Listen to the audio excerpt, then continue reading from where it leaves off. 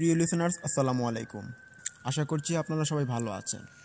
আজকে আমি আপনাদের মাঝে যে ঘটনাটি শেয়ার করতে যাচ্ছি, সেই ঘটনাটি আজকে অত্যন্ত ভয়াবহ রূপ নিতে চলেছে। তাই অনুরোধ থাকবে আজকের ঘটনাটি কোনো রকম স্কিপ না করে পুরোটা শোনার জন্য।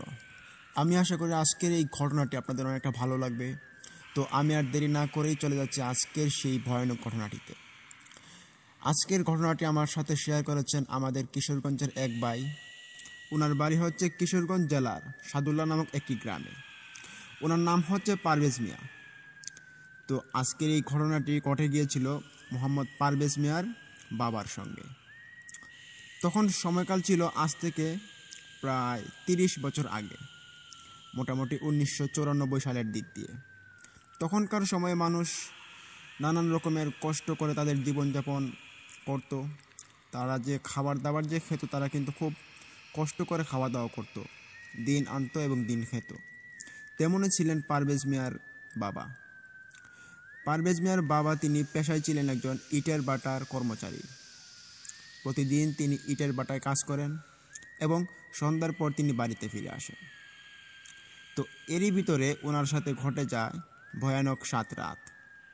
হ্যাঁ, এটি 7টি রাতের একটি ভয়ানক ঘটনা, যে ঘটনাটি গা হিম করে দেওয়ার মতো।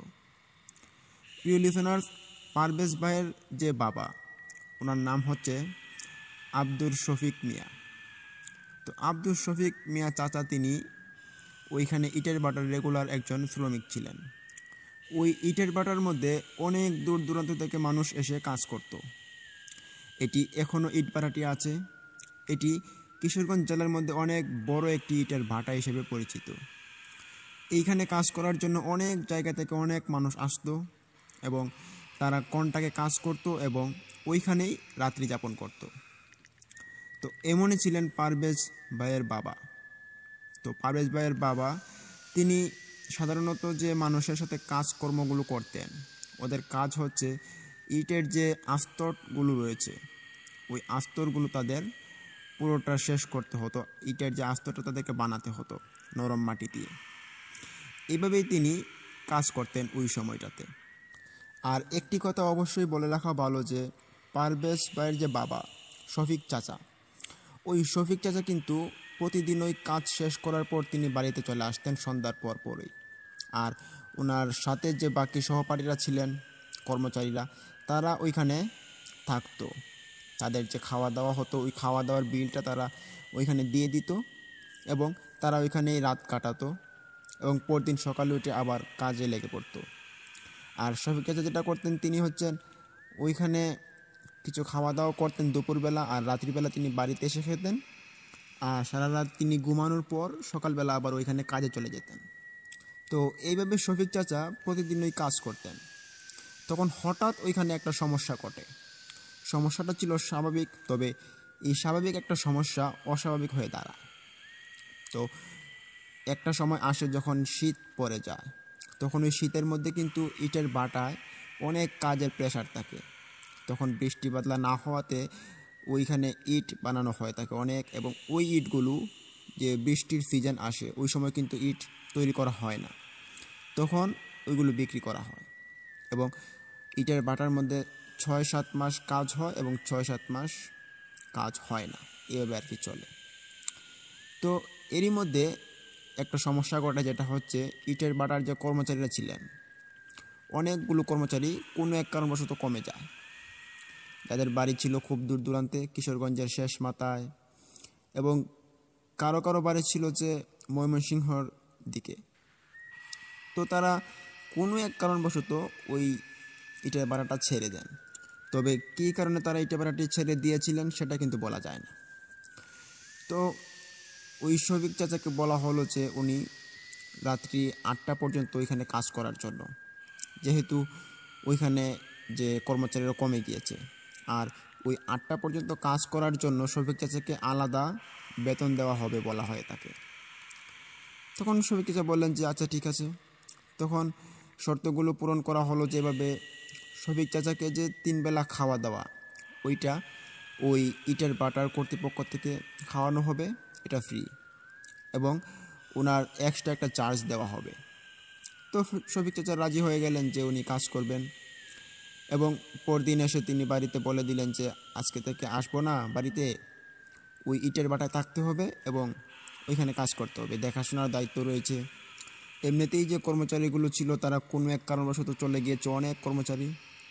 এই জন্য ইটের ভাটার মালিক আমাকে এবার দায়িত্ব দিলেন যে ইটের ভাটাটা আমার যাতে নিজের মনের মতো যাতে সামলাতে পারি। তো এত বড় একটা সুযোগ দিয়েছে, আমি এটাকে হাতছাড়া করতে পারি না। আবার এখানে অনেকটা লাভ হবে বলে আশা করা যায়। এই ভেবে শফিক চাচা ওনার বাড়িতে বলে দিলেন যে 1 মাস তিনি বাড়িতে আসবেন না। এই বলে তিনি পরদিন বাড়ি থেকে বের হলেন। তখন সঙ্গে ওনার অনেকগুলো কাপড় চোপড় এবং অনেক প্রয়োজনীয় জিনিসপত্রগুলো যেগুলো ছিল সেগুলো তিনি নিয়ে বাড়ি থেকে বের হলেন। তখন একটা কাণ্ড ঘটে, যেটা হচ্ছে শফিক চাচার যে ছোটো একটা মেয়ে ছিল, ওই ছোটো মেয়েটা ওনাকে বললেন যে বাবা তুমি যেও না। তখন শফিক চাচা জিজ্ঞেস করলেন যে কেন মা, কী হয়েছে? তখন ওই মেয়েটা হঠাৎ কান্না শুরু করে দেয়। তো তার কান্নার রহস্যটা কেউ জানতে পারেনি। তারপর যেতেই যেহেতু হবে, তখন শফিক চাচা সবার কাছ থেকে বিদায় নিয়ে তিনি রওনা দেন ইটের ভাটার উদ্দেশ্যে। ইটের ভাটার পথটা ছিল শফিক চাচার বাড়ি থেকে প্রায়, যদি হেঁটে যাওয়া হয় তাহলে অনেকটা হাঁটতে হয়, 15 থেকে 20 মিনিট হাঁটার পর ওই ইটের ভাটার যে রয়েছে ওইখানে যাওয়া যায়। তো শফিক চাচা বরাবরের মতোই ওই দিন হেঁটে হেঁটে যাওয়া শুরু করেন এবং যেতে যেতে ওনার ওই দিন প্রায় 10টা বেজে গিয়েছিল, এরকম একটা সময় হয়ে গিয়েছিল যে মানে একটু দেরি হয়ে গিয়েছিল তাদের, কিন্তু একটু সকাল সকাল যেতে হয় ইটের ভাটাতে। দেরি হওয়াতে ইটের ভাটার মালিক জিজ্ঞেস করলেন যে শফিক তোমার কি হয়েছে, দেরি করলা কেন আজকে? তখন বললেন যে আসলে 1 মাসের ছুটি নিয়ে আসছি, তো বাড়িতে একটু বললাম, সবাইকে বলে আসলাম যে 1 মাস আসবো না, এর জন্য একটু দেরি হয়েছে। আবার ছোটো মেয়েটা একটু বায়না ধরলো, তাকে নিয়ে দোকান থেকে মজা কিনে দিয়ে আসলাম, এই জন্য একটু দেরি হলো। তখন ইটের ভাটার মালিক সব কাজকর্ম ওই শফিক চাচাকে তিনি বুঝিয়ে দিলেন, দিয়ে বললেন যে আজকে থেকে তোমার নিজের মনে করে এই ইটের ভাটাটাকে খেয়াল রাখবা এবং তোমার একটা বড় রকমের প্রাপ্য আমি তোমাকে দিব, তাই কাজটা খুব মনোযোগ দিয়ে করবা। তখন শফিক চাচা খুব খুশি হয়ে তিনি বললেন যে আচ্ছা চাচা ঠিক আছে, আমি আপনার কাজ যথাযথভাবে পালন করার চেষ্টা করব। এই বলে ওই মালিকটি চলে যান। তখন শফিক চাচাকে এমন একটি দায়িত্ব দেওয়া হয় যে ওনাকে প্রতিদিন কর্মচারীর যে কাজগুলো আছে এগুলো করতে হবে এবং পাশাপাশি যে দেখাশোনার দায়িত্বগুলো রয়েছে, কত পিস মাল কতখানে দেওয়া হয়েছে সবগুলো ওনাকে হিসাব রেখে দেখাশোনা করে কাজকর্ম সব কিছু ঠিকঠাক করে করতে হবে। প্রচুর প্রেশার পড়ে যায়।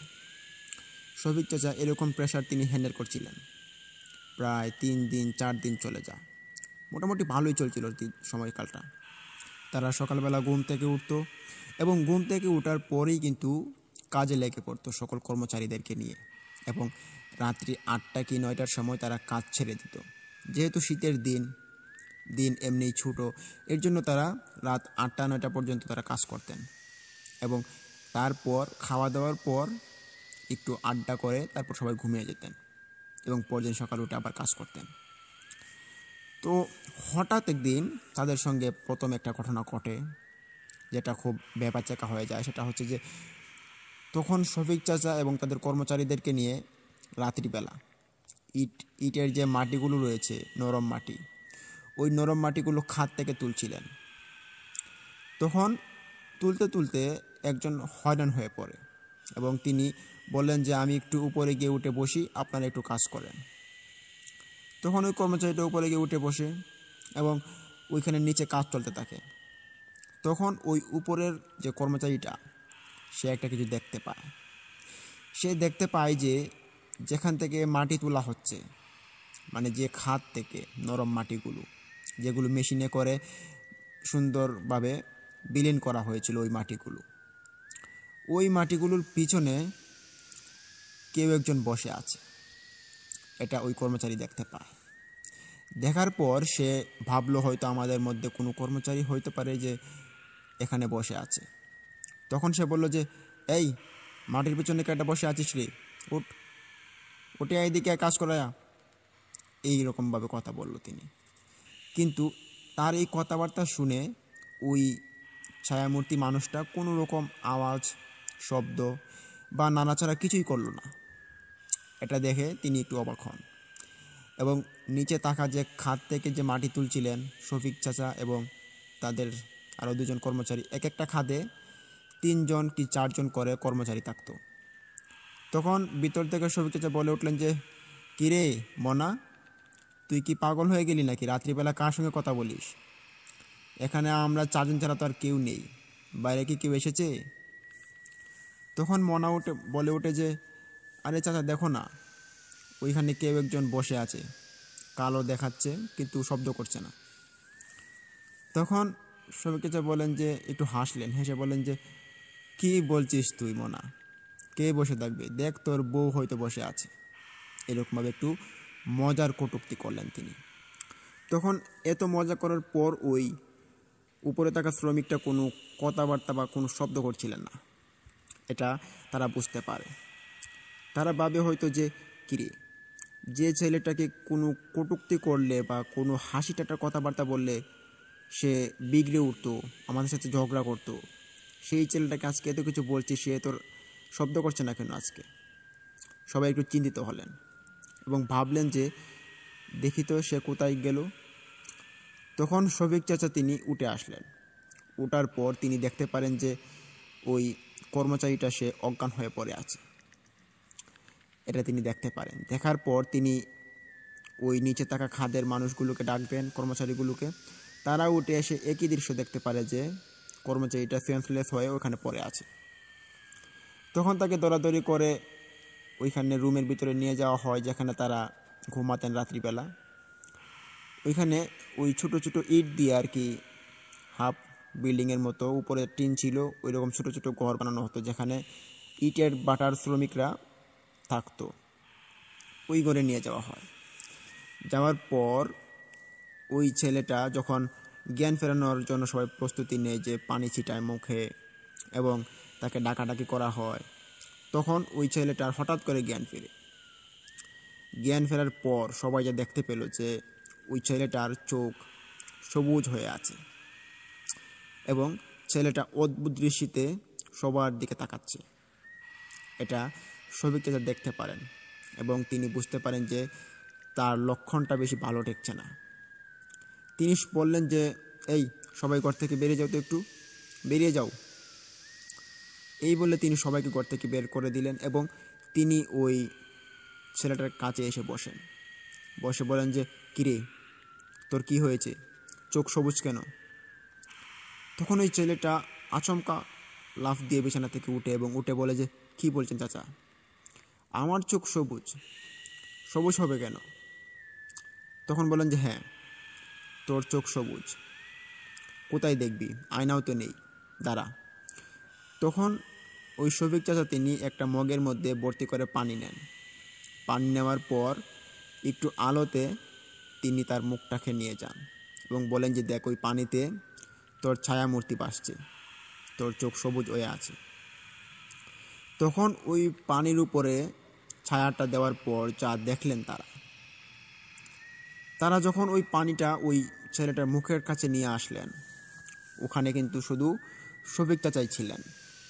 তিনি দেখতে পান ওই ছেলেটার যে ছায়ামূর্তিটা ছিল সেটা ওই ছেলের মুখ নয়, সেটা কোনো এক দানবের মুখ হয়ে গিয়েছে। খুব ভয়ঙ্কর দেখাচ্ছিল, পিশাচ যেন ওই মুখটাকে গিলে নিয়েছে এবং ওই পানিতে দেখাচ্ছিল যে ওই মুখ থেকে বেয়ে বেয়ে রক্ত টপ টপ করে পড়ছে। এটা দেখতে পায় ওই ছেলেটা নিজের মুখে নিজের যে ফেস কাটিংটাকে সে চিনতে না পেরে সে পানির পাত্রটাকে সে জুড়ে ফেলে দিয়ে চিৎকার শুরু করে দেয়। তার চিৎকারে সব মানুষ ওই ঘরের ভিতরে প্রবেশ করে এবং জিজ্ঞেস করে, কি হয়েছে? তখন শফিক চাচা বললেন যে, এই কিছু হয়নি, যাও তোমরা চলে যাও।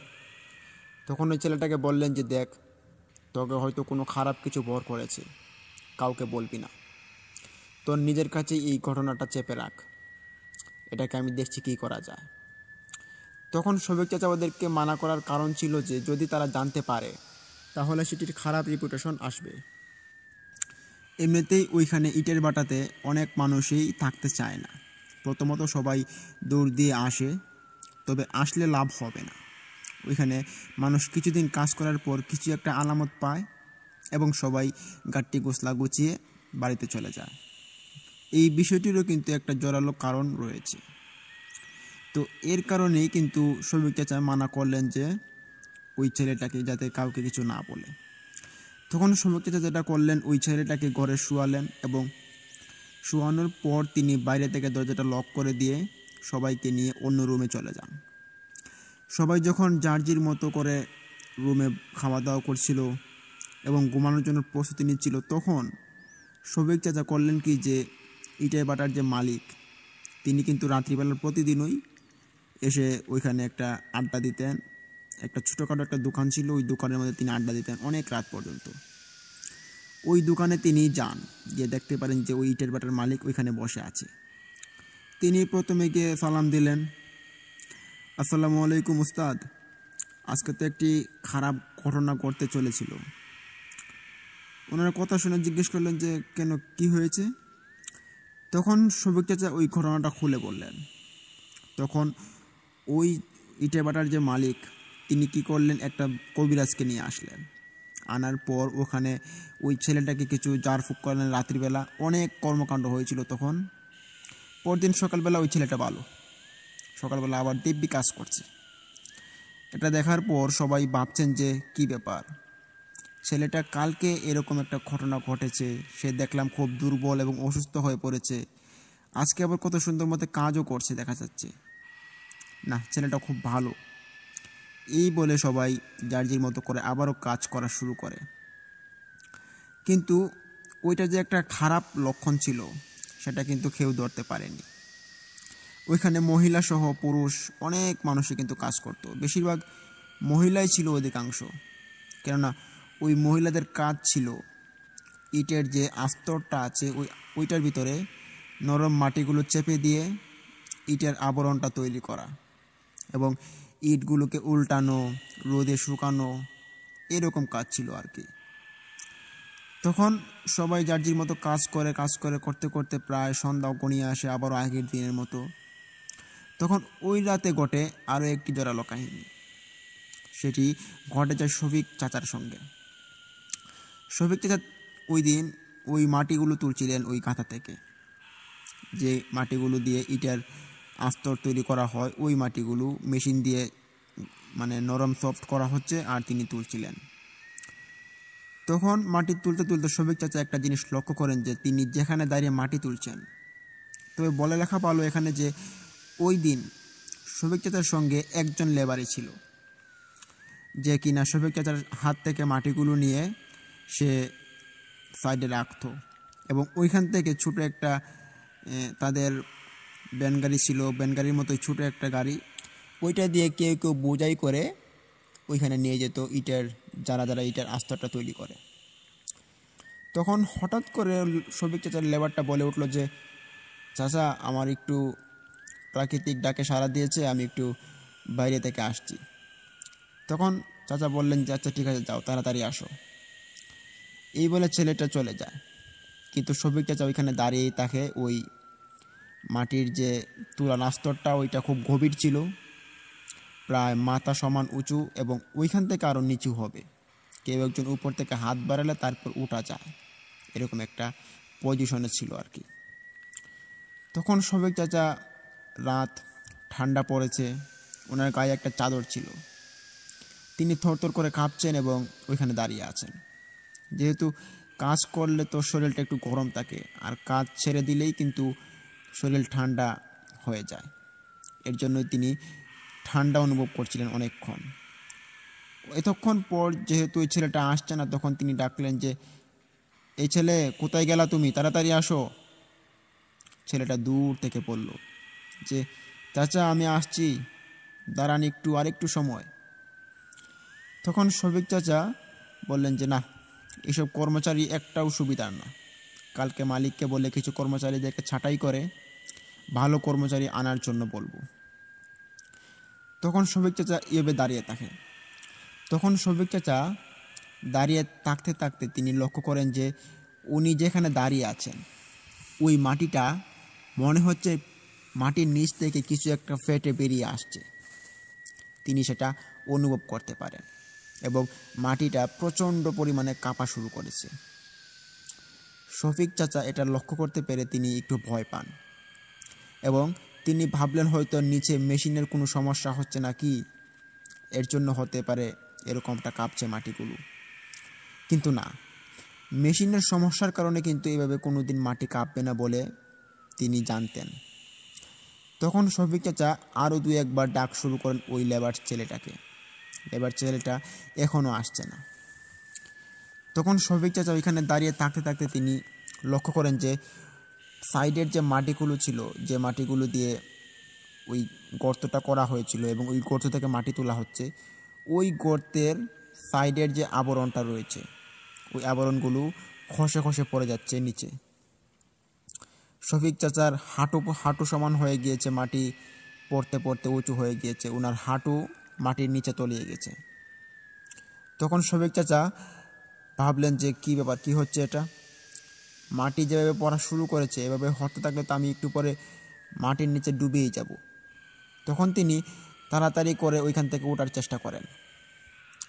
উঠতে উঠতে তিনি কিন্তু উঠতে পারছেন না, কেননা এই গর্ত থেকে যদি উঠতে হয় তাহলে উপরে একটা লোকের দরকার হয়, যে লোকটা যদি হাত বাড়ায় তাহলে এক জ্বলে কিন্তু উপরে উঠা যায়।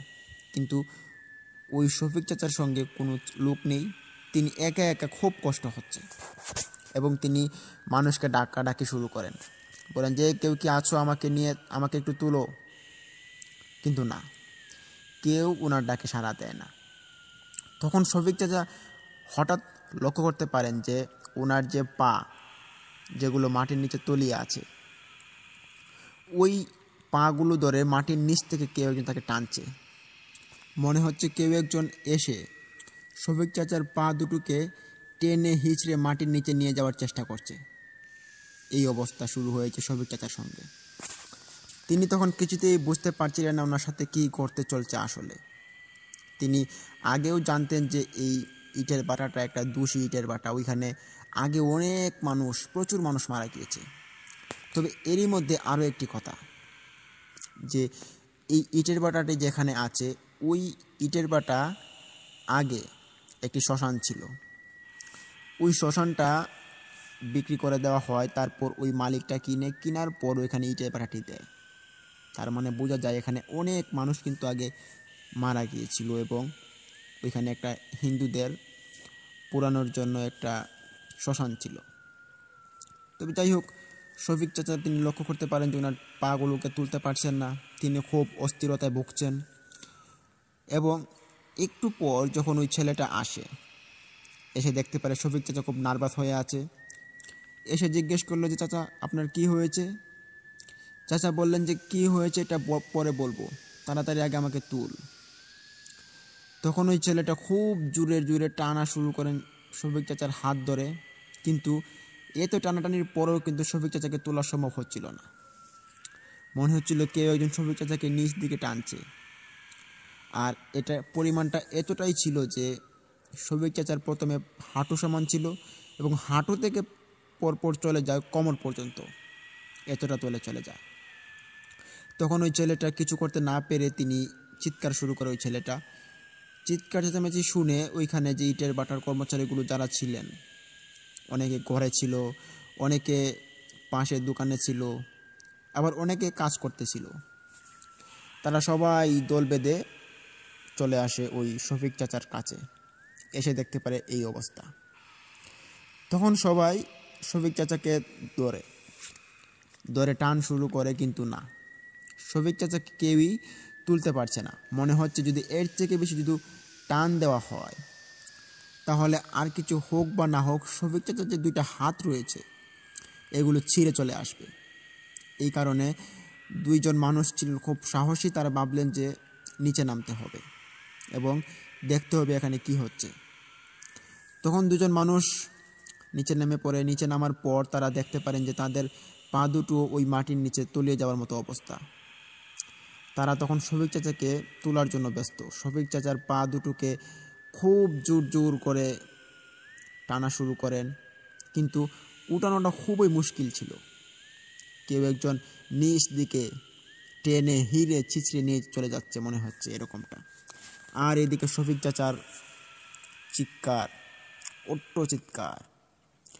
তখন সময় অতিবাহিত হতে হতে মানুষ অনেক জড়ো হয় এবং এক পর্যায়ে শফিক চাচার পা দুটো মুক্তি পায় ওই পরিত্যক্ত মাটির নিচ থেকে। তখন শফিক চাচাকে তোলা হয় ওই গর্তটা থেকে। তোলার পর দেখা যায় যেখানে শফিক চাচার পা দুটো আটকে ছিল সেখানে রক্ত গড়গড় করছে, কানায় কানায় পরিপূর্ণ রক্ত। তবে এটা কি শফিক চাচার পায়ের রক্ত ছিল নাকি এটা কোনো অন্য রক্ত ছিল সেটা কিন্তু কেউ বুঝতে পারছিল না। তোলার পর সবাই দেখতে পারলেন যে শফিক চাচার পা দুটো কোনো এক মানুষ, বা মানুষ বলা যাবে না, এটা তো একটা খারাপ কিছু হতে পারে যে কিনা তার 4-5টা আঙ্গুল দিয়ে শফিক চাচার পা দুটোকে হিঁচড়ে ধরে টেনে দিয়েছে, এই অবস্থা। তবে এতখানি একটা ক্ষত থেকে যে এতগুলো রক্ত বের হবে সেটা কিন্তু কেউ বুঝে উঠতে পারে না। রক্তের পরিমাণ ছিল প্রায় 2 থেকে 2.5 কেজি, তখন মানুষ অনুমান করতে পারে। তখন সবাই চিন্তা করে যে এই কানায় কানায় রক্ত পরিপূর্ণ হওয়াটা এটা কিসের রক্ত, এবং এই রক্তটা শফিক চাচার পায়ের যে হাঁটু সমান ওইখান পর্যন্ত লেগে আছে। তখন কেউই বুঝতে পারে না এবং শফিক চাচাকে ঘরে নিয়ে যাওয়া হয়। ওনাকে ওনার যে ক্ষতস্থানগুলো ছিল ওইখানে ওষুধ লাগিয়ে দেওয়া হয়। তারপর ইটের ভাটার মালিক তিনি চিন্তিত হন। তিনি ভাবেন যে কি হচ্ছে এটা আমার ইটের ভাটাতে আবারও।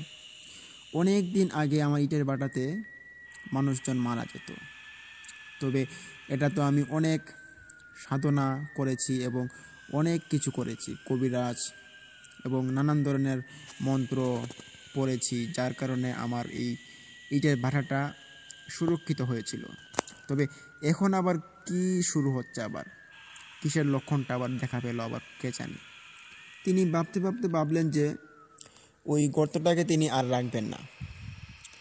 তিনি কয়েকজন কর্মচারীকে বললেন যে এই শুনে যাও, যে গর্তের মধ্যে আজকে শফিক মিয়া আহত হয়েছে সেই গর্তটা আজকে একবার বিলীন করে দাও, আর এই গর্তের মধ্যে কোনো দিন যাতে তার মাটি তোলা না হয়, আর যে মেশিনটা রয়েছে ওই মেশিনটা তোলার চেষ্টা করো।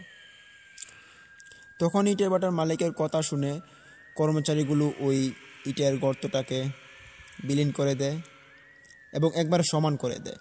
সাথে দেখা যে মেশিনটা ছিল ওই মেশিনটাও তারা তুলে নেয়। তোলার পর ওই মেশিনটা এনে ওই মালিককে এনে জমা দেয়। মালিক তখন বাড়িতে চলে যায়। তখন ওই রাত্রিবেলায় ওই যে শফিক চাচা তিনি ঘুমাচ্ছিলেন। ওনার পাশে থাকা কয়েকজন কর্মচারী মিলে ওনার সেবা যত্ন করেন এবং ওনাকে বললেন যে এখন তুমি আরামের রেস্ট নাও এবং কালকে তোমার কাজ করতে হবে না, পায়ে অনেক চোট পেয়েছো, তোমার এখন বিশ্রামের দরকার। এই বলে সবাই ঘুম পাড়িয়ে শফিক চাচার ঘর থেকে সবাই চলে যায়। তিনি তখন ঘুমাচ্ছিলেন। ঘুমাতে ঘুমাতে যখন প্রায় মধ্যরাত হয়ে চলে আসে তখন শফিক চাচার হঠাৎই একটা ঘুম ভেঙে যায়। কী কারণে তিনি তখন বুঝতে পারছিলেন না, কিন্তু ঘুম ভাঙার পর তিনি যেটা লক্ষ্য করতে পারেন যে ওনার চোখ খোলা হয়েছে। তবে উনি যে বিছানায় শুয়ে আছেন ওই বিছানাটা হঠাৎ করে প্রাইভেট করে উঠল, যেটা খুব অবাক করা বিষয় ছিল। তিনি একটু ভয় পান এবং ভাবলেন যে কী ব্যাপার, বিছানার নিচে আবার কে আসলো, কোনো চোট টোট তো আসেনি। ওনার পায়ে তখন অনেক ব্যথা, রক্ত ঝরছে একটু একটু করে। এই পা নিয়ে তিনি বিছানা থেকে নেমে পড়েন। নেমে তিনি খুঁজছেন যে বিছানার নিচে কি কেউ আছে নাকি। তখন তিনি সারা ঘর তল্লাশি করে, ছোটোখাটো ঘরেই ছিল তবে ওই ঘরটা পুরোটা তল্লাশি করে, কিন্তু অবাক করা বিষয় ছিল যে ওই ঘরের ভিতরে কেউই ছিল না, এমনকি একটা বিড়ালও ছিল না, একটা কোনো প্রাণীও ছিল না। এটা দেখার পর শফিক চাচা একটু অবাক হন, ভাবেন যে কী ব্যাপার, কেউ নেই তাহলে বিছানা এভাবে প্রাইভেট করলো কে, এখানে কোনো অন্য কোনো কিছু চলে আসেনি তো। তিনি এটা ভাবছেন। ভাবার পর তিনি ওই রাতে আর কোনো ঘুম নেই। ওই রাত্রিবেলা তিনি ঘুম ছাড়াই তিনি কাটিয়ে দেন পুরোটা রাত। তখন গমহীন দু চোখ নিয়ে তিনি হঠাৎ শুনতে পান যে ফজরের আজানের ধ্বনি পড়ছে। তিনি আজান শোনার পর তিনি আবার 5 ওয়াক্ত নামাজও পড়তেন। তিনি আজান শুনে ঘর থেকে বের হলেন এবং টিউবওয়েলে গেলেন। যাওয়ার পর অজু করলেন। অজু করার পর তিনি নামাজটা আদায় করলেন। তবে খুব কষ্টে নামাজটা আদায় করেছেন, যার কারণ হচ্ছে ওনার পায়ে প্রচণ্ড পরিমাণে আঘাত ছিল। যাই হোক, তিনি নামাজ পড়েন। নামাজ পড়ে দোয়া শেষ করে তিনি যখন ঘর থেকে বের হলেন একটু হাঁটাহাঁটি করার জন্য বাইরে, তখন তিনি লক্ষ্য করতে পারেন যে ওই যে কোণাটা, মানে এক সাইডে পুরুষরা থাকতো এবং অন্য সাইডে মহিলারা থাকতো। ওই মহিলাদের সাইডে একজন ছেলে, যার বয়স কিনা 22 থেকে 23 হবে, সদ্য বিয়ে করেছে এমন বয়সের ছেলে, সে মারা গিয়েছে। এই খবরটা শোনার পর তিনি দৌড় দিয়ে ওইখানে যান। ঘটনাস্থলে গিয়ে দেখতে পারেন যে ওইখানে কিছু মহিলা কর্মচারীরা তারা কান্নাকাটি করছে এবং ওই ছেলেটার লাশ পড়ে আছে।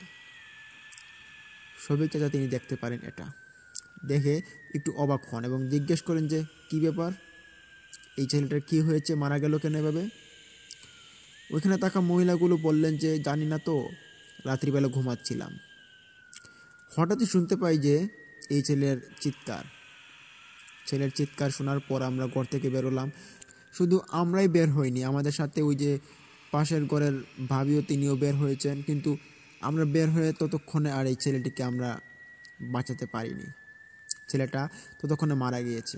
তবে ওইখানে আমরা একটা আলামত দেখতে পেয়েছিলাম যে ওই ছেলেটার সামনে থেকে কিছু একটা 4 পায়ের মতো কালো আকৃতির, খুব বিশাল দানব আকৃতির, সে ওর সামনে থেকে উধাও হয়েছে।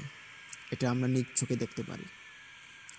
তখন শফিক চাচা আর বোঝার বাকি রইল না, তিনি বুঝে গেলেন বাকি ইতিহাসটা।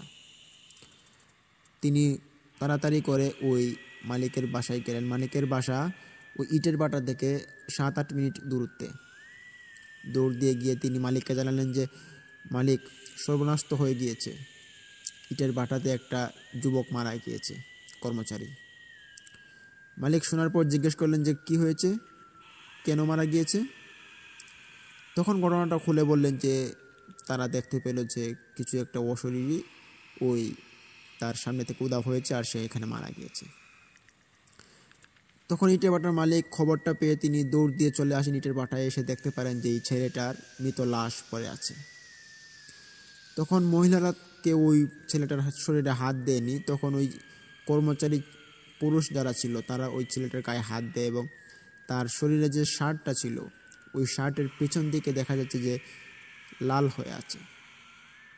লাল রক্তটা দেখার পর সবাই ভাবলেন যে হয়তো তাকে কেউ খুন করা হয়েছে, তাকে কেউ খুন করেছে হইতে পারে।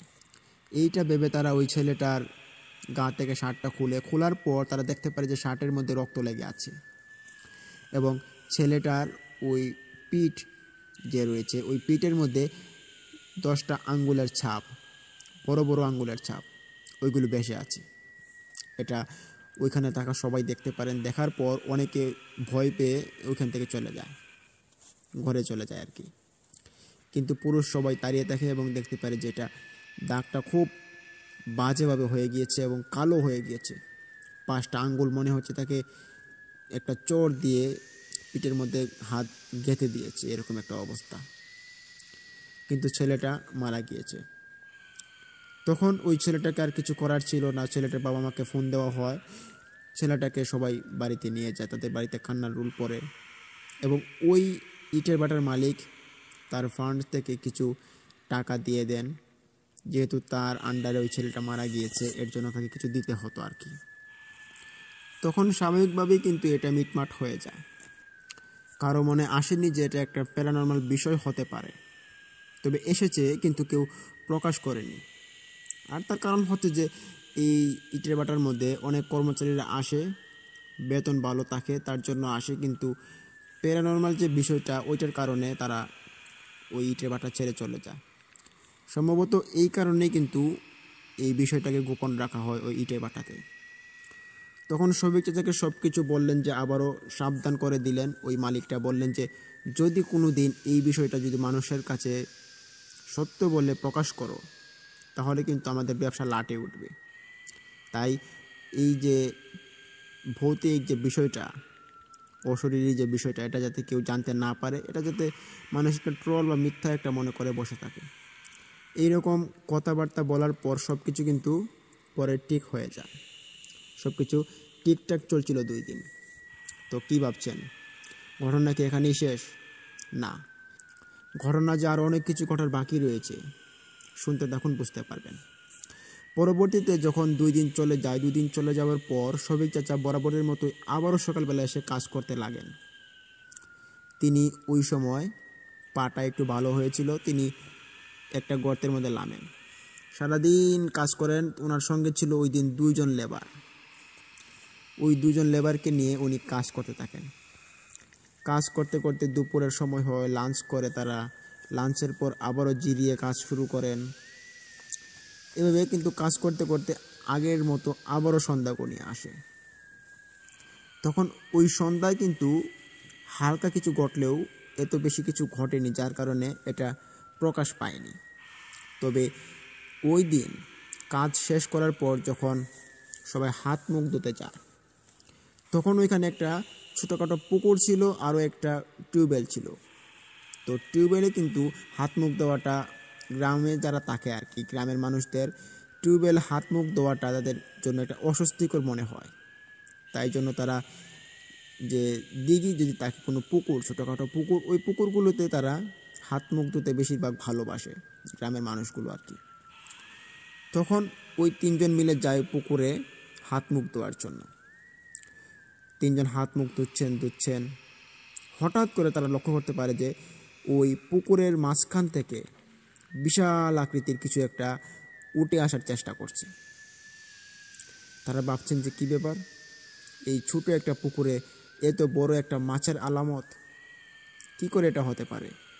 এই পুকুরে তো যে কয়টা মাছ আছে, ছোট ছোট মাছ, এত বড় আড়ালের শব্দ এবং পানির ঢেউ। তারা একটু অবাক হয় এবং তখন যথারীতি বুঝতে পারেন যে শফিক চাচা এটা কোনো মাছ নয়, কোনো খারাপ কিছু হতে চলেছে। 2 জন লেবারকে নিয়ে তিনি পানি থেকে উঠে পড়েন এবং উপরে উঠে দেখতে লাগেন যে এটা কী হতে পারে। এটা তাকিয়ে থাকতে থাকতে দেখতে পারে হঠাৎ করে ওইটার লেজ একটু ভাসান দিয়েছে পানি থেকে। তখন সবাই এখানে লক্ষ্য করতে পারে যে ওই লেজটা আর কোনো লেজ হবে না, এটা বড় রকমের কোনো সাপের লেজ হবে। ওইখানে থাকা লেবারটা বলে উঠলো যে চাচা, এটা তো একটা সাপ, চলেন আমরা এখান থেকে চলে যাই, নাহলে কামড় দিবে। কিন্তু শফিক চাচা ভাবলেন যে এটা কি কোনো আসলেই সাপ, নাকি এটা ছদ্মবেশী কোনো অশরীরী। তিনি তখন ওই অশরীরীটাকে দেখার জন্য তিনি কৌতূহলবশত দাঁড়িয়ে থাকেন। তিনি ভাবেন যে অনেকেই অনেক রকমের অশরীরী দেখে থাকে, আজকে না হয় আমি একটু দেখি কী করতে পারে তারা। তখন শফিক চাচা ওই 2 জন লেবারকে নিয়ে ওইখানেই দাঁড়িয়ে থাকে।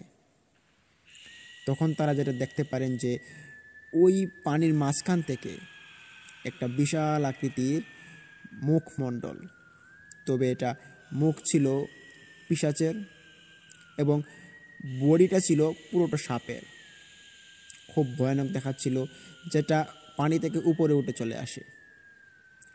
এটা দেখে শফিক চাচা এবং 2 জন লেবার তারা পিছিয়ে চলে আসে এবং তাদের মুখ থেকে কোনো রকমের কথাবার্তা বের হচ্ছিল না। এই অবস্থা শুরু হয় আর কি। তখন তারা 3 জন পিছনে হাঁটতে হাঁটতে তারা পড়ে যায় এবং একই দৃশ্যতে পরে পরে তারা দেখতেছিলেন যে ওই সাপটা পানি থেকে উঠলো ফনা তুলে, এবং এত বড় সাপ তারা এটা জীবনেও দেখেনি আর কল্পনাও করেনি যে এত বড় একটা সাপ তাদের এই পুকুরে রয়েছে। আর কল্পনা করবেই বা কী করে, এটা তো আসলে কোনো সাপ নয়, এটা একটি সাপরূপী পিশাচ। তখন শফিক চাচা ওদেরকে বললেন যে এখানে পরে থাকলে চলবে না, তাড়াতাড়ি উঠো, বাড়িতে চলে যাই। তখন তারা দৌড় শুরু করে। তবে ওই পুকুরটা থেকে তাদের যে ঘরটা ছিল, ওই ঘরটা বেশ দূরত্বে ছিল। সকল মানুষ তখন ওইখানে ঘরের ভিতরে ছিল আর তারা কিন্তু এত চিৎকারও করছিল না, যার কারণে মানুষজন বেরিয়েও আসছিল না।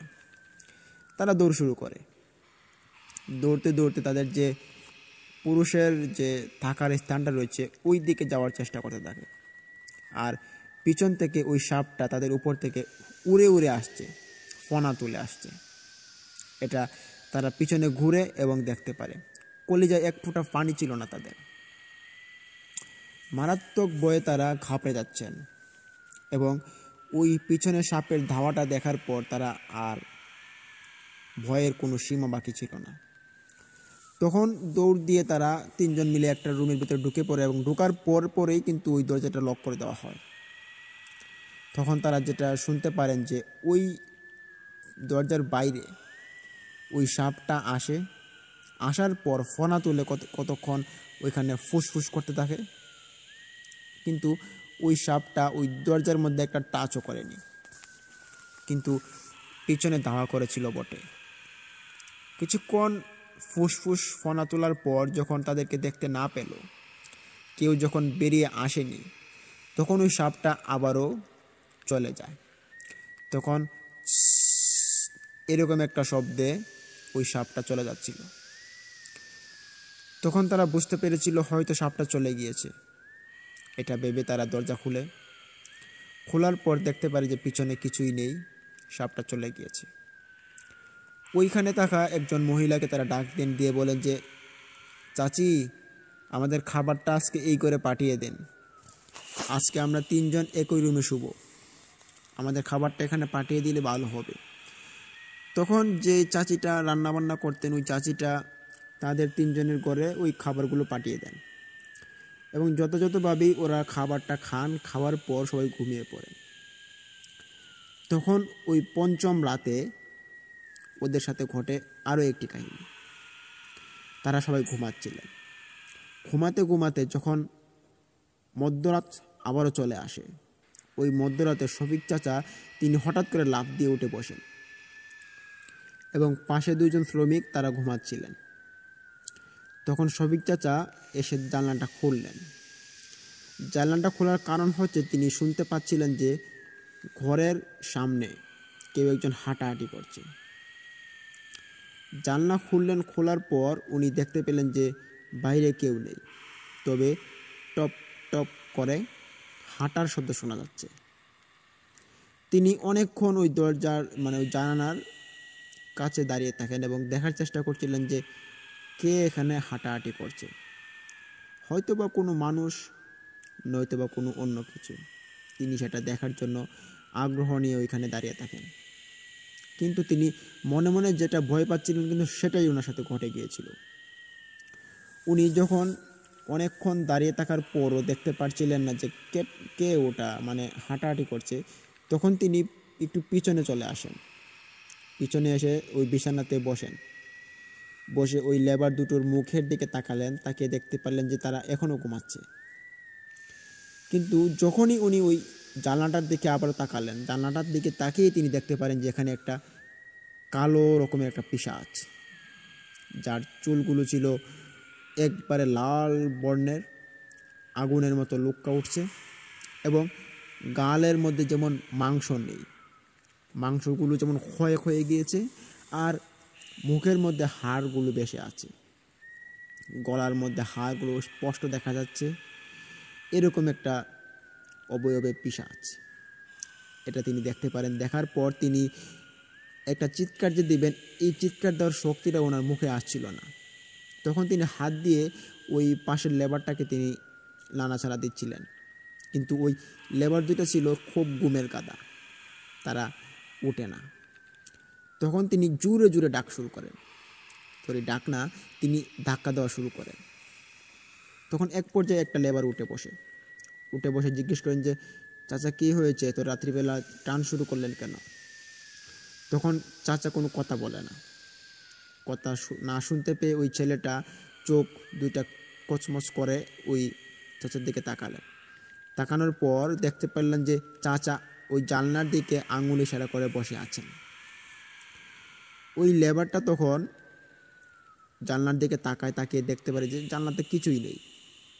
চাচাকে তখন বললেন যে, কী ব্যাপার চাচা, আপনি ওই দিকে কী দেখাচ্ছেন? ওখানে তো কেউ নেই। তখন ওই চাচা বিস্ময়কর চোখ নিয়ে বললেন যে, দেখো দেখো, ওইখানেই আছে একটা, জানালার পাশ দিয়ে দাঁড়িয়ে আছে পিশাচ। তখন ওই লেবারটা হেসে বললেন যে, আরে চাচা, আপনি পাগল হয়ে গিয়েছেন, স্বপ্নে কি না কি দেখেছেন, এখন আপনি বলছেন যে এখানে পিশাচ আছে না। এই বলে ওই চাচাকে তিনি কটূক্তি করলেন এবং বললেন যে, চাচা আপনি ঘুমান তো, এসব আপনার মনের ভুল হতে পারে, আর তাছাড়া কিছু হবে না, ঘুমান। কিন্তু শফিক চাচার মনে যার ঘুম নেই, তিনি ভাবছেন যে আজকে এমনিতেই দুইটা ঘটনা ঘটে গিয়েছে। একে তো একটা সাপের হাত থেকে রেখাই পেলাম, এখন আবার দেখা যাচ্ছে রাত্রিবেলা একটি পিশাচ। তখন শফিক চাচা বয়ে বয়ে মুখ নিয়ে তিনি ওই ছেলেটাকে বললেন যে, আচ্ছা তুমি যাও না, ওই জানালাটা দিয়ে একটু লাগিয়ে দিয়ে আসো। ছেলেটা তখন জিজ্ঞেস করলো যে, আপনি জানালা খুললেন কেন? তখন শফিক চাচা খুলে বললেন যে, শুনতে পেলাম কেউ একজন বাইরে হাঁটা চলা করছে, দেখার জন্য জানলা খুলেছি, তবে ওইখানে একটা পিশাচ দাঁড়িয়েছিল। ছেলেটা শুনতে পেরে সে একটু ভয় পায় এবং বলল যে, কি বলেন আপনি এসব, আমারও তখন ভয় লাগছে। তখন চাচা বললেন যে, হ্যাঁ, এটা তো একটা ভয়ের কথাই, কিন্তু কি আর করব, যাও যাও, জানলাটা গিয়ে লাগিয়ে দিয়ে আসো, যেটা ঘটবে কাল কাল সকালে আমরা সিদ্ধান্ত নেব যে কী করা যায়। এতটাই উৎপাত বেড়ে গিয়েছিল যে যেখানে থাকার মতো কোনো অবস্থাই ছিল না। শফিক চাচা ওই রাতে ঘুম নেই, মধ্যরাত পেরিয়ে আবারও আগের দিনের মতো ফজরের আজান পরে তিনি নামাজ পড়েন। নামাজ পড়ার পর আবার ওই দিন কিন্তু তিনি যে অজু করেছিলেন, অজু করার জন্য তিনি বাইরে বের হননি, ঘরের ভিতরেই যে একটা পাত্র ছিল ওইটাতে পানি ছিল, ওই পানি দিয়ে অজু করে তিনি নামাজ পড়লেন। নামাজ পড়েই কিন্তু তিনি বরাবরের মতোই ভাবলেন যে আজকে একটু বাইরে থেকে হেঁটে আসি। তখন ওই দুজন ছেলের দিকে তিনি লক্ষ্য করে দেখতে পারলেন ওই দুইটা ছেলে ঘুমাচ্ছে, খুব মনোযোগ সহকারে ঘুমাচ্ছে। ভাবলেন যে কিছুক্ষণ পর তো তাদেরকে নিয়ে কাজে যেতে হবে, তো এখন ডাক দিতে হবে না, কাজের সময় ডাক দিব না। এই বলে তিনি, অন্ধকার ছিল তখন, শীতের দিন, কিন্তু সকালবেলা অনেক কুয়াশা পড়ে, আর ওই কুয়াশার মধ্যে অনেক অন্ধকার থাকে। ওই অন্ধকারের ভিতরেই ওই চাচা তিনি ঘর থেকে বের হন এবং বের হয়ে যে পাশের রাস্তাটা ছিল ওই রাস্তা ধরে তিনি হাঁটা শুরু করলেন। আর ওই রাস্তা দিয়ে হাঁটার কারণ হচ্ছে ওই রাস্তার এক কিনারে একটা ছোটো একটা দোকান ছিল, যে দোকানের চাচাটাও নামাজ পড়ার পর ফজরের পর তিনি এসে দোকানটা খুলতেন, আর ওইখানে তিনি প্রতিদিনই সকালবেলা একটা চা খেতেন, যার কারণে তিনি প্রতিদিন ওই দিকে যাওয়া। তিনি তখন ওই দিন গেলেন, যাওয়ার পর দেখতে পারলেন যে এখনও দোকানটি খোলা হয়নি। তাই ভাবলেন যে আরও একটু সামন থেকে এগিয়ে আসি। ওই সামনে একটা গাং ছিল, ওই গাং থেকে তিনি ঘোরান দিয়ে আবারও তিনি বাড়ির দিকে রওনা দেন। তবে শীতকাল, 10টা বা 11টার আগে কিন্তু রোদ উঠে না, তখন ছিল ফজরের পর, অন্ধকার ছিল, গুটগুটে অন্ধকার। তখন তিনি ওই ইটের বাটার দিকে এগোতে যাচ্ছিলেন। তখনই তিনি হঠাৎ দূর থেকে লক্ষ্য করতে পারলেন যে সামনে আগুন জ্বলছে, তবে কুয়াশার ভিতরে কিছু দেখা যাচ্ছে না, অত ঘন কুয়াশা ছিল। তখন শফিক চাচা ভাবলেন যে এটা কি সেই চাচার দোকান না। তিনি তখন মনে মনে ভেবে নিলেন যে হতে পারে যে তিনি চা বানাচ্ছেন। তখন ওই চাচা হেঁটে হেঁটে তিনি ওই চাচার দোকানে চলে আসেন।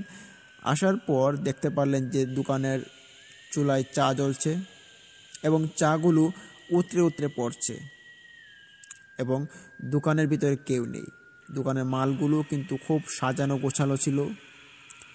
তিনি চায়ের কেতলিটা একটু কাপড় ধরে উধাও করেন, দিয়ে দেখতে পারেন যে চা একবারে ফুল হয়ে আছে, যে চাটা মনে হচ্ছে রাত্রিবেলা বানিয়ে রাখা হয়েছে। তিনি তখন ভাবলেন যে কী ব্যাপার, আমি গাং পাড়ে গেলাম মাত্র 8-10 মিনিট হলো, এই 8-10 মিনিটের ভিতরেই চাচা কোন সময় আসলো এবং কোন সময় তিনি চাটা বসিয়ে দিল, এবং এখন চাটাও হয়ে গিয়েছে, চাচাকে দেখা যাচ্ছে না, উনি কোথায় গেলেন? তখন তিনি 5 মিনিটের মতো এখানে বসেন, ওই চাচাটা কি আসে কি না, ওনার কাছ থেকে চা খাবেন বলে উনি বসেন, কিন্তু না, ওই চাচাটা, দোকানদার চাচা, তিনি আসেন না। তখন তিনি ভাবলেন যে যাই হোক, চাচাকেও যেহেতু দেখা যাচ্ছে না, বা এই ইটের বাটায় যাওয়ার পর ওইখান থেকে 2জন ছেলেকে নিয়ে আসবো, তারপর 3-4জন মিলে একবারে চাটা খাবো, তাহলে আরও বেশ মজা হবে। এই ভেবে তিনি ওইখান থেকে হাঁটা শুরু করেন ইটের ভাটার দিকে। প্রায় 7-8 মিনিট তিনি অতিক্রম করার পরেই কিন্তু উনি ইটের ভাটায় চলে আসেন। আসার পর তিনি দূর থেকে লক্ষ্য করতে পারেন যে ইটের ভাটার ভিতরে যে ঘরবাড়িগুলো যেখানে উনি থাকেন, ওই রুমের সামনেই কান্নাকাটি চলছে। তিনি দেখতে পেরে তিনি দূর থেকে ভাবছেন যে কী ব্যাপার, এখানে কান্নাকাটি চলছে কেন? যাই তো, তিনি তখন দৌড় দেন। দৌড়ে যখন তিনি ওই ইটের বাটার উপরে উঠে আসেন, তখন কান্নাটা এমন ছিল, তিনি শুনতে পারেন যে এটা মানুষ মারা গেলে কিন্তু এরকম কান্না করা হয়। ওনার বুঝতে বাকি রইল না, ভাবলেন যে আজকেও হয়তো কেউ না কেউ মারা গিয়েছে। তখন তিনি ভাবলেন যে ইটের বাটায় অনেক বৃদ্ধ মানুষও কাজ করে, হতে পারে বৃদ্ধ মানুষগুলো মারা গিয়েছে, কিন্তু না। যাওয়ার পর দেখতে পারলেন যে কোনো বৃদ্ধ মানুষ মারা যায়নি, তবে মারা গিয়েছে শফিক চাচার সঙ্গে যেই ছেলেটা রাত্রিবেলা উঠেছিল, ওনাকে বলেছিল যে এসব কিছু না, ঘুমান। ওই ছেলেটার মৃত লাশ পড়ে আছে। শফিক চাচা এটা দেখতে পেরে নিজেকে সামলাতে পারছিলেন না। তিনি বলছেন যে, চিৎকার করে বলছেন যে কী ব্যাপার, ছেলেটা রাত্রিবেলা আমার সাথে কথা বলেছে, আমার সঙ্গে ঘুমিয়েছে, এখন আবার কি হয়ে গেল? তখন কেউ কিছু বলতে পারে না। শফিক চাচা তিনি কান্নায় ভেঙে পড়েন। তার কারণ হচ্ছে ওই ছেলেটা কর্মচারী হিসেবে বেশ ভালো একজন মানুষ ছিল, আচার আচরণ ব্যবহার দিকেও কিন্তু অনেক ভালো ছিল। এত ভালো একটা ছেলে এভাবে মারা যাবে সেটা কিন্তু তিনি কল্পনা করেননি।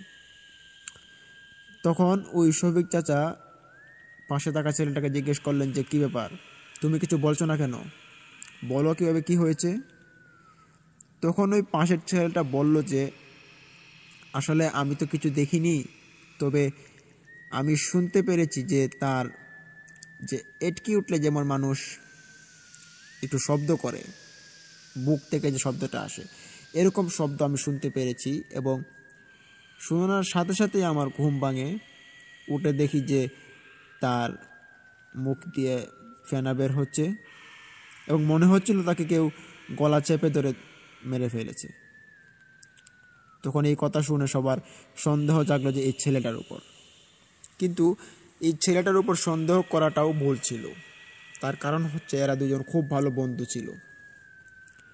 সন্দেহের পরও কিন্তু তারা এক পর্যায়ে ভাবে যে না, এই ছেলে তার বন্ধুকে মারতে পারে না। এর যথেষ্ট কারণ ছিল, যেটা হচ্ছে ওই ছেলেটার যখন গলার দিকে সবাই তাকায়, গলার মধ্যে দেখতে পারে যে হাতের ছাপ ছিল 14টা হাতের ছাপ দেখতে পেরে সবাই অবাক হন। ভাবেন যে একটা মানুষ যদি গলায় চেপে ধরে তাহলে হাতের ছাপ কয়টা থাকে? 10টা। তবে এখানে দেখা যাচ্ছে যে 14টা হাতের ছাপ একই দৃষ্টিতে একই সাইজে পড়ে আছে, আবার যেগুলো কালো বর্ণ ধারণ করেছে। এখানে মনে হচ্ছে রক্ত জমাট বেঁধে গিয়েছে এবং সেই ছেলেটা মারা গিয়েছে।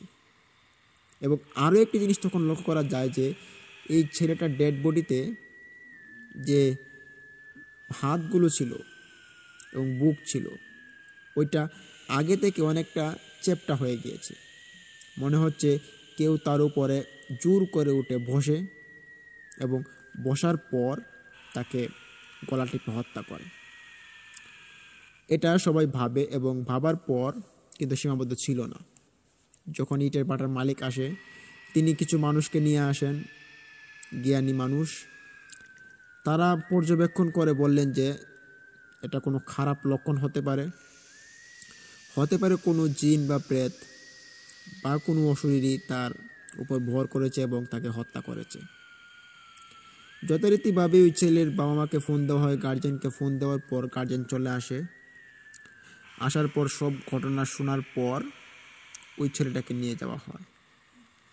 তখন ওইখানে থাকা যে কর্মচারীগুলো ছিল, বিশেষ করে মহিলা কর্মচারী যেগুলো ছিল, তারা বলল যে আমরা এই ইটের ভাটাতে আর কাজ করব না। এর যথেষ্ট কারণ হচ্ছে এই ইটের ভাটাটি একটা ভুতুড়ে ইটের ভাটা, যেখানে কয়দিন পরে পরেই মানুষ মারা যায়। তবে এই ইটের ভাটার মধ্যে আমরা থাকি, তার কারণ হচ্ছে এখানে একটু স্যালারিটা বেশি পাওয়া যায়।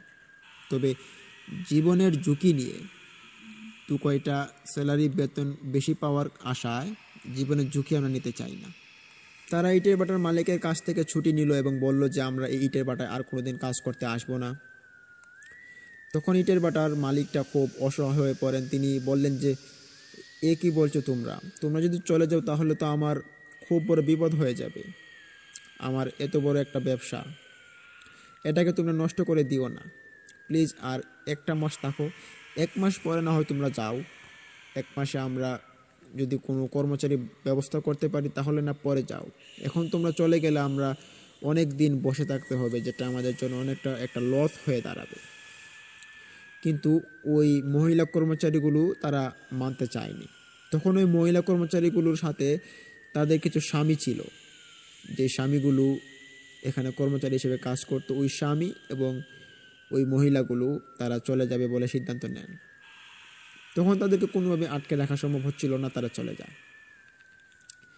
তবে এখান থেকে যারা যারা চলে গিয়েছিল তারাই হয়তো বেঁচে গিয়েছিল। এভাবে ওই দিনটা চলে যায়। তখন পরদিন একেবারে কর্মচারী শূন্য হয়ে পড়ে ওই ইটের ভাটা। তবে একেবারে শূন্য হয়নি, কিছু কর্মচারী ছিল।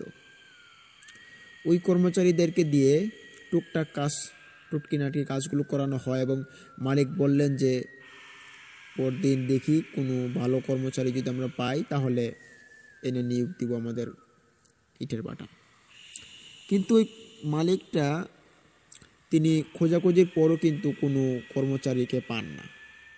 তার কারণ হচ্ছে পান, তবে কোনো কর্মচারী রাজি হন না কিন্তু ইটের ভাটায় কাজ করতে আসার জন্য।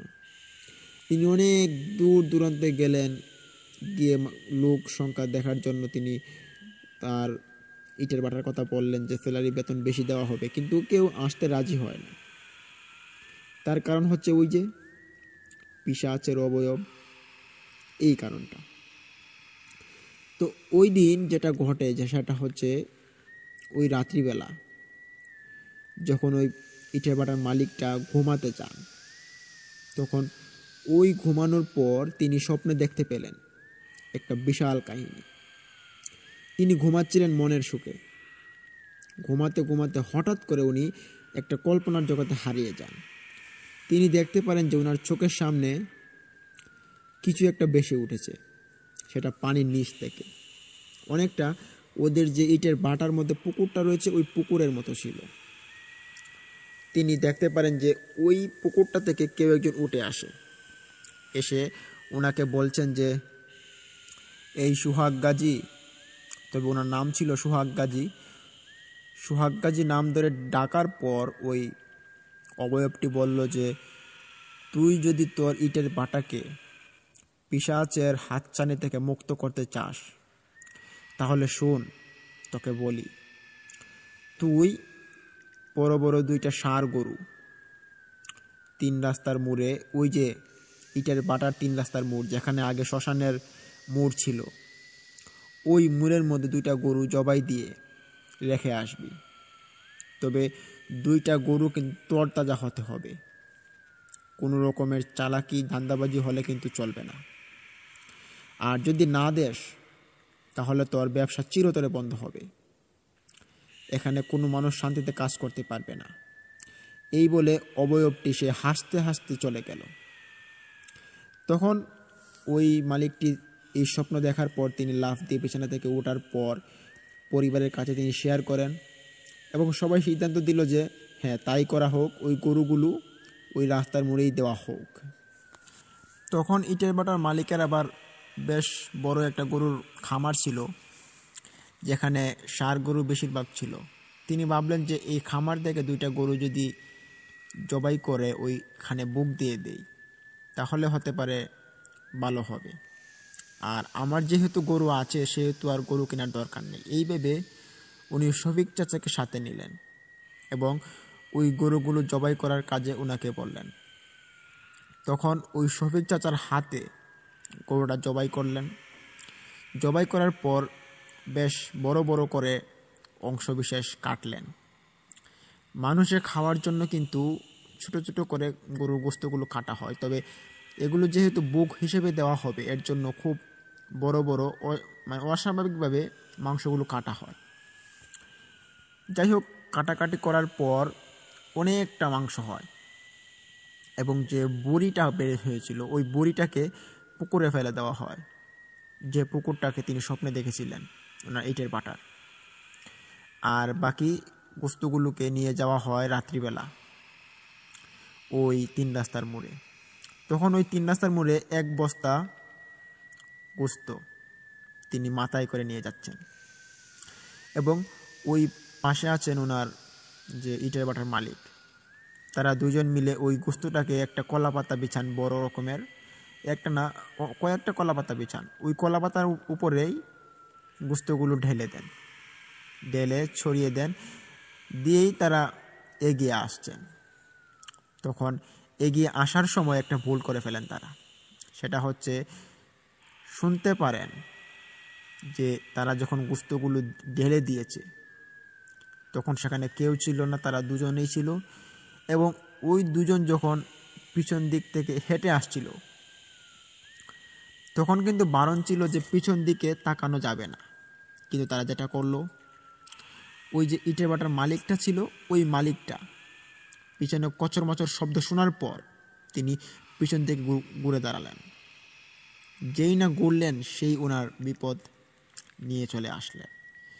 ঘোরার সাথে সাথেই ওনার ঘাড় বেঁকে যায়, যেমন মনে হচ্ছে কেউ একজন ঘাড় বেঁকে দিয়েছে, এবং ওই ঘাড়টা আর মনে হয় না কোনোদিন সোজা হবে, এই অবস্থা করে দিয়েছে। তখন পাশে থাকা শফিক চাচা বললেন যে, এই কি, আপনি এটা কী করলেন, পিছনে কেন তাকালেন? তখন ওই ইটের ভাটার মালিক, তিনি কোনো শব্দ করতে পারে না, তিনি মানে কীরকম কাতরায় কাতরায় তিনি পড়ে যাচ্ছে মাটিতে।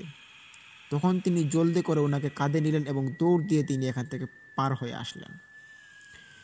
পার হয়ে আসার পর উনি দেখতে পারলেন যে ইটের ভাটার মালিক অসুস্থ, ওনার ঘাড় বেঁকে গিয়েছে এবং মনে হয় না আর কোনো দিন ঠিক হবে। তবে তিনি বেশ কিছুদিন চলার পর তিনি আবার চলাফেরা করতে পারে। তো এরই মধ্যে আরেকটা ঘটনা ঘটে, যেটা হচ্ছে শফিক চাচার যে পরিবারের লোক ছিলেন, তারা খুব সতর্ক লোক ছিল। তারা ওই গ্রামের একটা ভালো পরিবারেরই একটা লোক ছিল।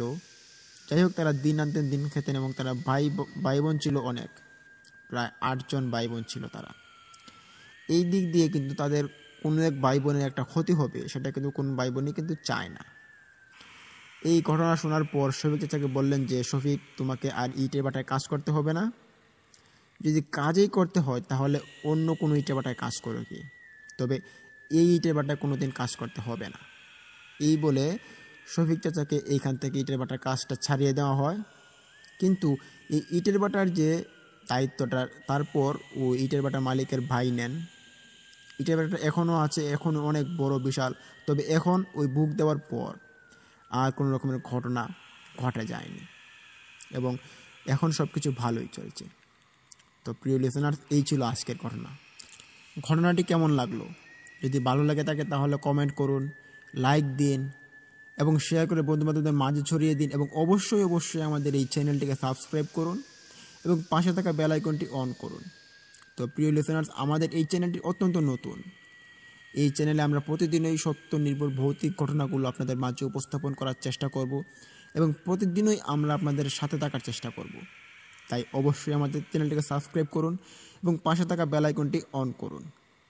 আর প্রিয় লিসেনার্স, এরই মধ্যে আরও একটি কথা আপনাদের মাঝে বলতে চাইব, যেটা হচ্ছে আপনাদের সাথে বা আপনাদের পাড়া প্রতিবেশীর সাথে বা আপনাদের পাশের গ্রামের এরকম সত্য বইয়ের ঘটনা যদি আপনাদের কাছে থাকে, তাহলে অবশ্যই আপনারা আমাদের সাথে যোগাযোগ করুন। আমাদের ডিসক্রিপশন বক্সে আমাদের ইমেল অ্যাড্রেস দেওয়া আছে, ওইখানে আপনারা চাইলে রেকর্ডিং করে বা লিখে উভয়ভাবে আপনারা পাঠিয়ে দিতে পারেন। এবং এই আপনাদের সত্যনির্ভর ঘটনাগুলোই কিন্তু আমরা আপনাদের মাঝে উপস্থাপন করার চেষ্টা করব সুন্দরভাবে। তো প্রিয় লিসেনার্স, কালকে আপনাদের মাঝে আরও একটি ভয়ানক ঘটনা উপস্থাপন করতে যাচ্ছি। সেই ঘটনাটি আজকের থেকে অনেকটা উন্নত এবং অনেকটা ভালো হতে চলেছে। তাই কালকের ঘটনাটি শোনার জন্য আপনাদের সবাইকে আহ্বান জানাচ্ছি, এবং কালকের ঘটনাটি শোনার পর আপনাদের অনেকটা ভালো লাগবে বলে আমি আশা দিতে পারি। তো আজকের মতো আমরা এখানে বিদায় নিচ্ছি। তো ততক্ষণ সবাই ভালো থাকুন, সুস্থ থাকুন। আসসালামু আলাইকুম।